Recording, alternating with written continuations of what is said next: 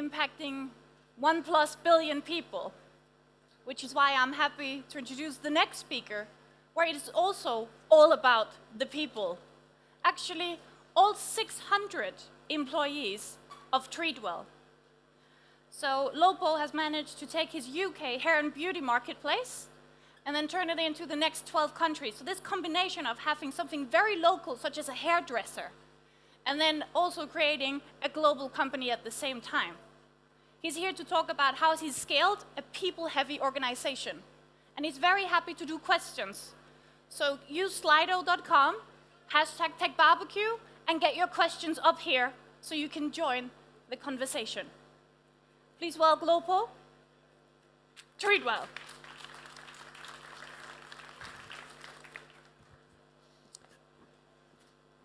Thank you. Good afternoon, everybody. Thank you again for having me. Such an honor to be here for such a great event.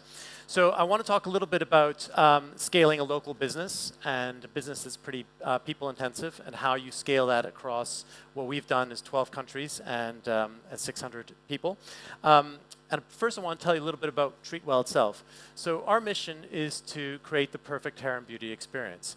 And the way we do that is we provide a software to salons that helps them manage their business and allows us to see their availability. And by seeing that availability, we allow our consumers to, through an app, to book hair appointments, beauty appointments of all kind, whenever they want, wherever they want. Pretty simple idea, a little bit trickier to execute. So today we are in 12 countries.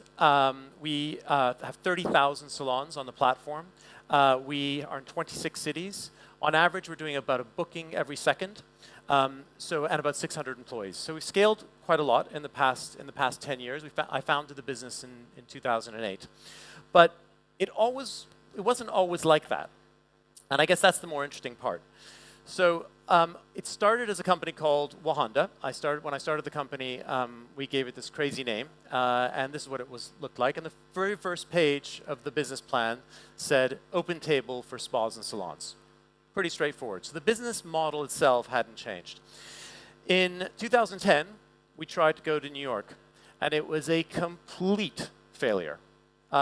We pulled out within 6 months, and I have nothing to show for it other than scars.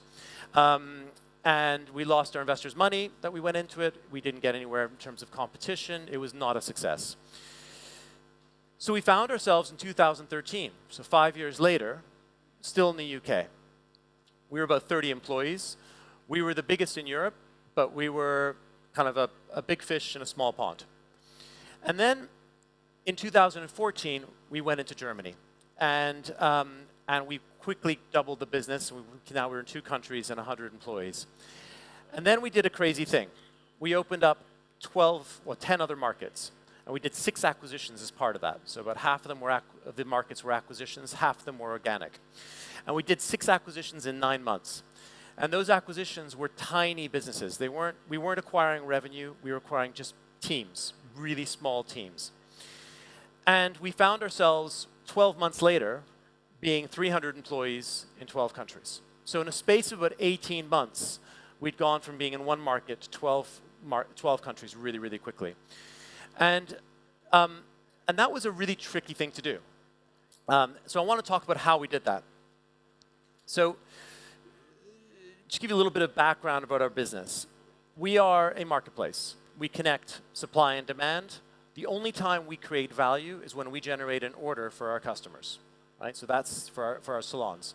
And so that's where our value creation is the intersection of those two loops. And the problem with our marketplace is that it's a hyper-local marketplace. So when we recruit hair salons, we don't want hair salons anywhere. We want them in very specific locations.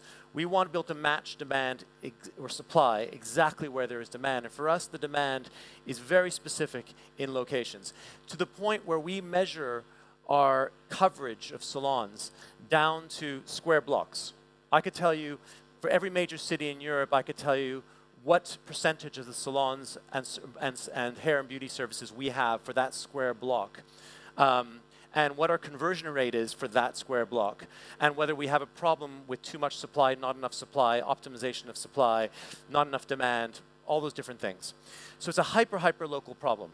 And the problem with this business, and we knew it when we started it, we thought from the beginning, well, it just seems really silly that you still have to pick up the phone to book your hair and beauty services when you book everything else online.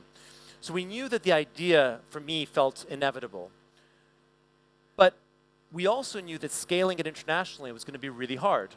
Because when we go into a new market, in fact, when we go into a new city, the only things I can provide are the technology and capital. Everything else I'm starting from scratch. And that makes it really tricky. And I was struggling with this idea. And we were talking about lots of ways in which we might do this. And then I had the good fortune to meet this young man, who many of you know, Klaus Nygaard, who had been the CEO at Just Eat. And he had just left Just Eat, and I called him up. Didn't know him, never met him. But he was the one person in Europe I could point to that had scaled a local business. So I wanted to talk to him. And I called up Klaus, and I said, Klaus, this is my problem. And he said, okay, I'm flying over tomorrow. I want to have a meeting. We're going to have a 2-hour meeting. We're going to figure out whether or not we get along. And at the end of that 2-hour meeting, it's either a yes or a no. I said, okay. And so he came over. We had a great meeting. It lasted 2.5 hours. And he became our chairman. And he was a credible sounding board for me to think about how did we scale. And he challenged me in a lot of the thinking that we had about how we might develop this business locally and across markets. So ultimately, there's really 5 things that we identified. One is the right product. The second was a really clear strategy for how we were going to scale this locally. The third is a great team. The fourth was a really strong culture and a single platform as the last one. And I'm going to talk a little bit about those 5 things, and I really want to focus the conversation on those things. The right product. So this industry is a fascinating industry. It's a $100 billion euro market just in Europe alone. It's 4 times bigger than than the music and the film business worldwide combined, just in Europe. It's massive, but there are no brands. There's no professionalization. It's 95% single owner operated. It's highly fragmented. And one of the things that stands out about this is that there's no software in it. 90% of salons still use pen and paper. Even in developed markets like Germany and UK, it's like 85%. So 90% of this market is still running pen and paper. And when people see that stat, everyone says, I need to go sell software to this market. This market needs software. And we said, no, it's not about software. If someone's been trying to sell software into an industry for 25 years and only 10% of them are using software, the chances are software is not what you need. What we figured out, though, the real problem with this industry is that the industry ran at a 30% utilization rate. Right? So 70% of the time, these salons were not busy. And when you go to a hairdresser and you say, you're not busy, he goes, yes, I am. I'm definitely busy. I got this guy here, he's got a client. I'm like, that's true. But you got 6 other seats, and those 6 seats are empty. So what are you doing about those things? And this is the real issue for me. The issue that salons have is they don't have enough customers. And so our focus was really on how do we drive more customers. And that was the driving thing about our product. Our product was not about selling software. What our promise to our customers was, we were going to deliver you customers. And we're going to deliver that because we're going to deliver a better booking experience than everyone ever has. And that turned out to be a really simple but very different insight than anyone had tried to do in scaling up into this market. The second thing was we had a clear strategy. So when I met Klaus, I said, you know, Klaus, I think this is going to be a really local business. It's going to be a big challenge. So I'm worried about spending too much money developing local teams. So I think what we're going to do is we're going to build up a local team in London, try to get a market going from London, and if we get some traction, and as we get some traction, we'll then hire people locally and build it out locally. And he said, you know, Lopo, that is exactly the right answer. But for a management consultant, it's not the right answer if you want to win. If you want to win, you've got to put people on the ground. You've got to accept the fact it's going to be expensive in the beginning, and you've got to invest in it. And that's what we did. And he was right. We had to build a hyper-decentralized team. Right? We gave full autonomy to the teams as we went into each market. We gave them the tools to be successful because we were moving faster into those markets than we fully understood what to do. We didn't understand the dynamics of each of those markets. So I wanted to have really strong people on the ground, and I wanted to give them the authority to develop. But that decentralized approach meant we needed a great team. So this is a picture from, we do an annual party every year. We fly 600 people to Barcelona, and they get dressed up really silly and have a good time. But this is often the only time in the whole year that many, many people who all work in the same company actually get together. So we think it's a really important investment from our resources. But the investing in people, that's what led us to make these small acquisitions.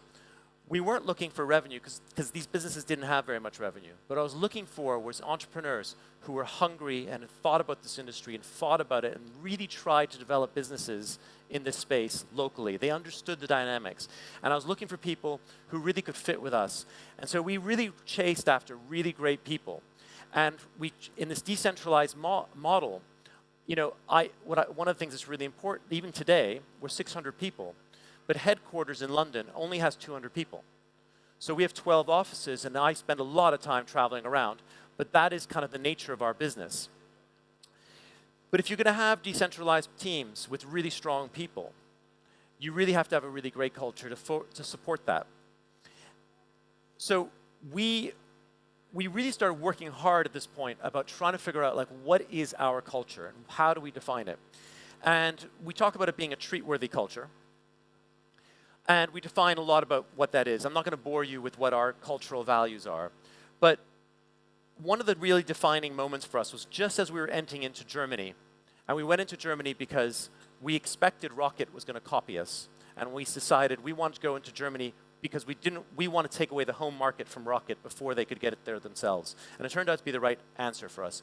But as we were doing this, Ollie Sommer sent around an email to all of his employees at Christmas saying, I don't want captains, I want soldiers. Everyone needs to work harder and do better and hit their targets more efficiently.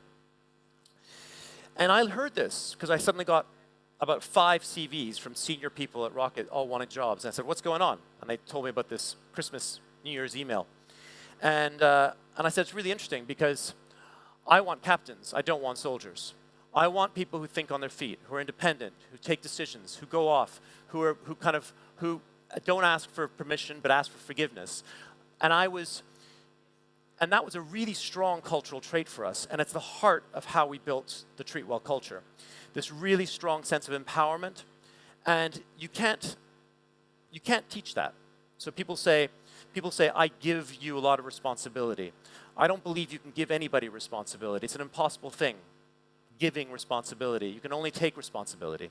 And so you're looking for people who are willing to step up and take that responsibility. And this is really critical for us, this cultural trait. And we worked a lot at this. And especially as we've done 6 acquisitions. And this was a hard thing because we discovered is that by and large we had everybody on the same page. But there were some situations where we didn't.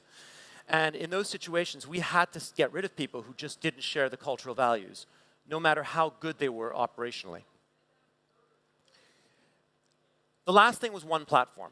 So one of the things I realized that as we kind of got to the end of 2015 is we were one corporation, but we were not one company. We had 6 different brands.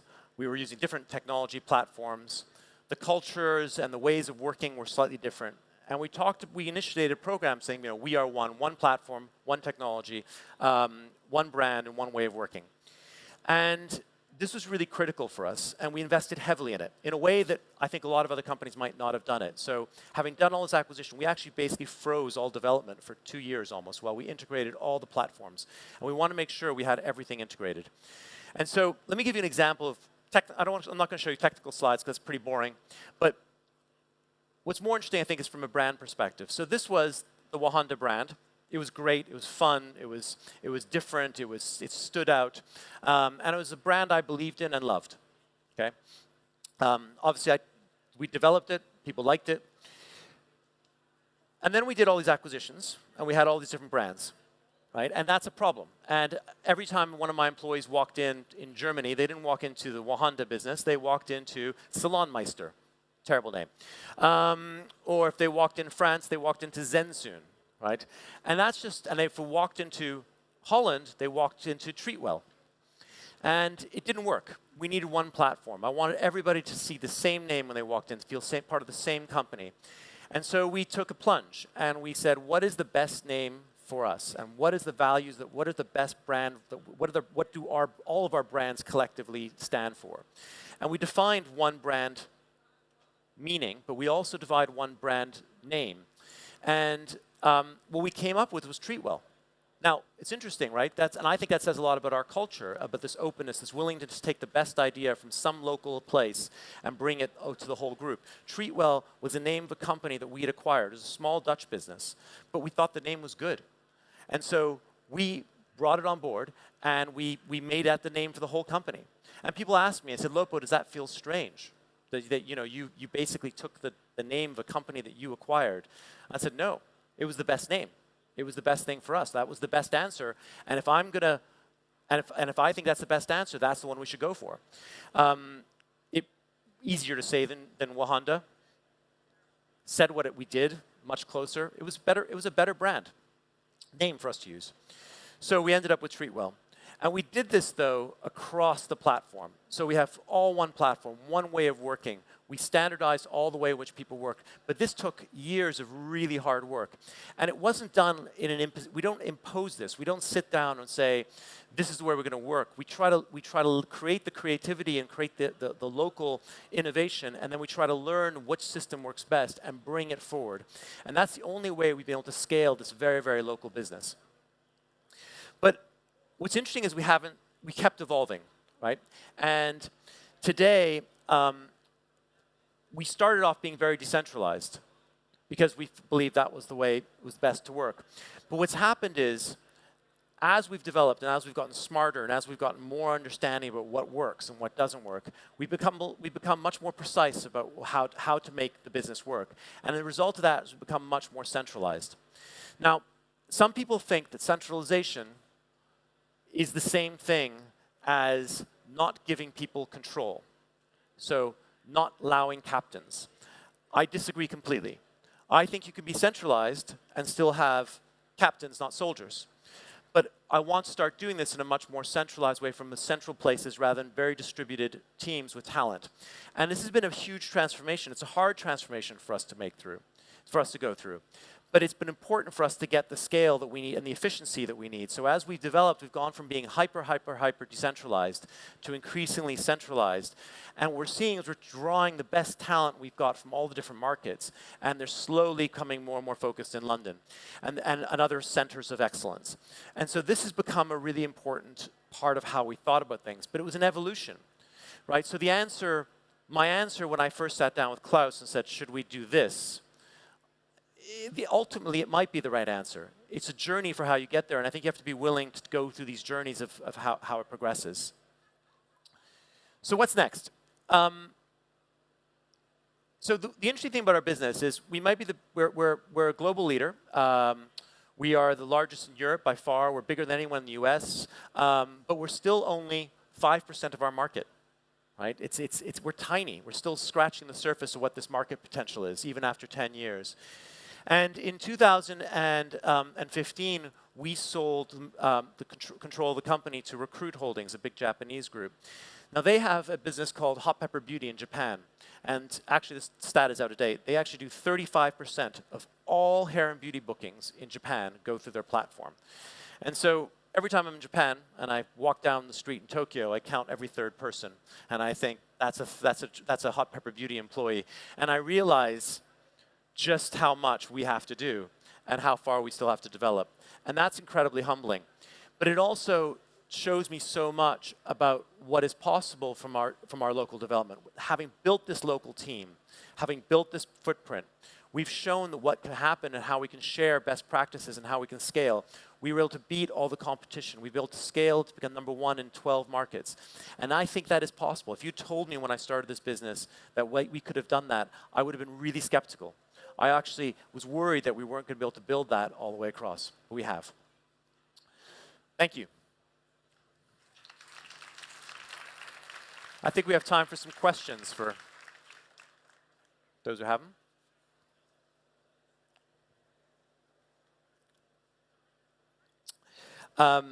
Well, okay, I'll take the second one. What stops you from going to Poland? Nothing stops us from going to Poland, Lucas. I'd love to go to Poland. It's one of those. It's a fantastic market, and there are some good people, as you know, in that market. There's some more. Promise to help out with the questions. Lovely. Okay. So this is a bit not okay for me, but since I'm here on stage and I have the mic, I just want to say that you are a really big inspiration to me personally. We have co-working spaces and we work with the similar problematic of like scaling a global company, but at the same time having a very local focus. So I very much concur with you on this. No, thank you. Thank you. Could you maybe tell us, because the reason I was a little bit late was that I spoke with some of the investors in the back, and some of them would like to hear what are your next steps, and do you have any plans for fundraising? So we sold majority controls, so we're not fundraising, and we're very lucky to have a parent company who invests heavily and long term into the business. So we're not doing that. You know, I want to pick up one of the things you said, which is this local. There's always this balance between local and group, and one of the things I remember that people always said at the beginning was are we gonna have to optimize the platform locally each time? And I believe that we never were going to have to optimize locally. My belief was that if there was a feature or functionality that one country wanted, the chances are that every country would need it, and except for like things like payments, obviously. And that's been true. So even 5 years later, I'm still struggling to find the one feature that one country needs and the other one doesn't. And I think you have to be a little bit disciplined about where it is that localization happens and where it isn't. Yeah. Speaking of, a question says, how do you decide about those locations? Why are certain locations better or more important than others? So it's a great question. So locations is something we do a lot of analysis on. We try to understand what happens. Part of it is we'll do some testing in some places, but the biggest thing for us is you need concentration of demand. You need a certain density of demand to be able to support a strong functioning marketplace. So we look for a lot of those dimensions and those qualities, and it's a constant. It's a constant test. So we'll go in, try new put some tests into a certain area, look at the data, see what happens, and then evolve it from there. Oh. We also have a challenging question, because it says, how can your product beat Google Assistant that can also help me book salon bookings? That's a great question, and we ask it a lot. So I think what Google Assist is doing is pretty phenomenal. Everyone in this room has probably seen the demo they did with the booking. So there's a couple problems with that demo, though. The first thing is that the booking happened with a human at the other end, and that's a major problem because the salon has to fund that, right? And so it's nice that the human and Google Assist were having that conversation, but that's not particularly the great thing. The second thing is, the journey, Google's having to not only convince you to do a voice-generated journey, but they're also having to convince you to use Google Assist as the beginning of that journey, and by the way, lots of other journeys. And what we believe and we see, and it's true in every other vertical market so far, you can see it, is that the verticalization and the expertise in that is super important. And I believe that as destinations, we as consumers often believe in having destination experts. So we work with Google. We power a bunch of their local search functionality, and happy to do it. We'll work with Google Assist in some functionality as well. My ultimate guess is I suspect that we'll be integrating Google Assist into what we do rather than the other way around as much. As that'll probably be a bigger part of what we do. Okay, cool. Yeah. And back to the local focus. So we have two questions. One is, how did you get the local businesses on board?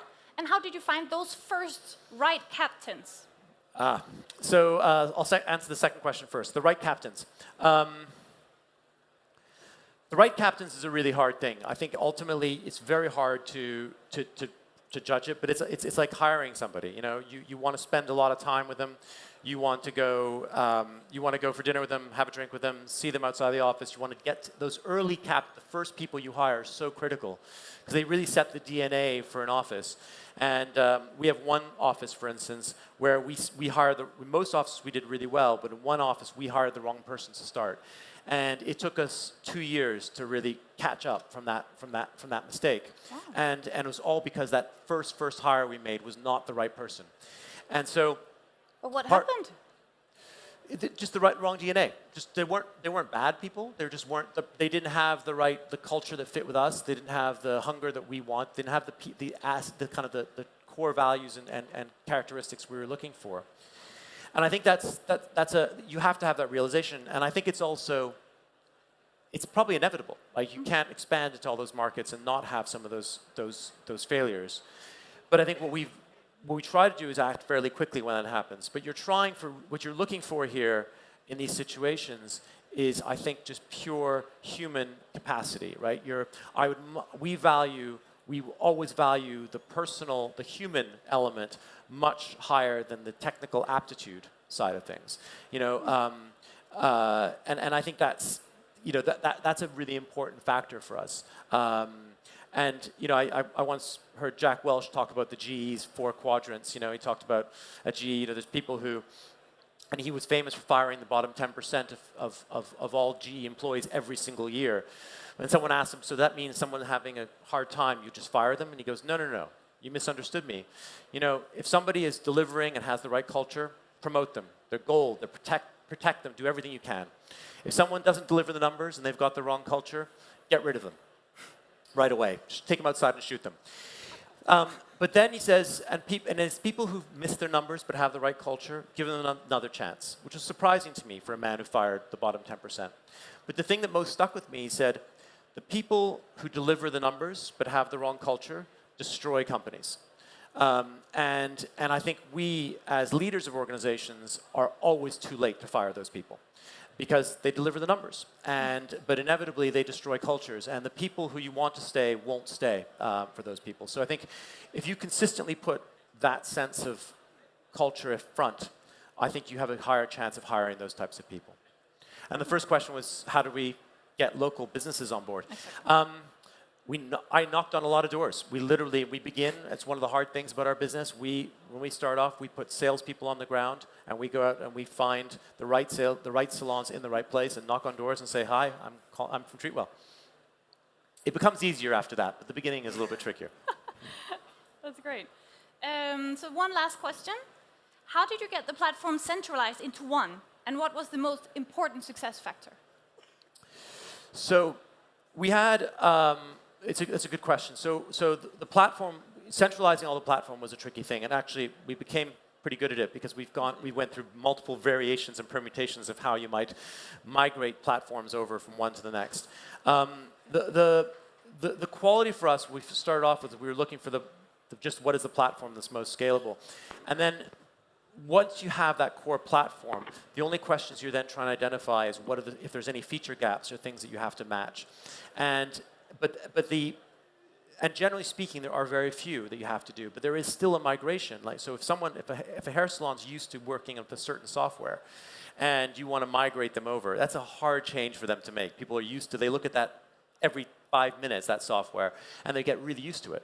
So, and that's a big transition. So, making those change, I have to say, I think it was a really hard transition to make, but it was also a huge investment. But I think it was also something that I'm very happy we did, because it created this one platform, a much better platform for everybody, but also a universal platform. The easier answer would definitely have been never do the integration. It would have been cheaper and more efficient. But in the long run, it would have been the thing that killed this business. And with those words, thank you very much. Thank you.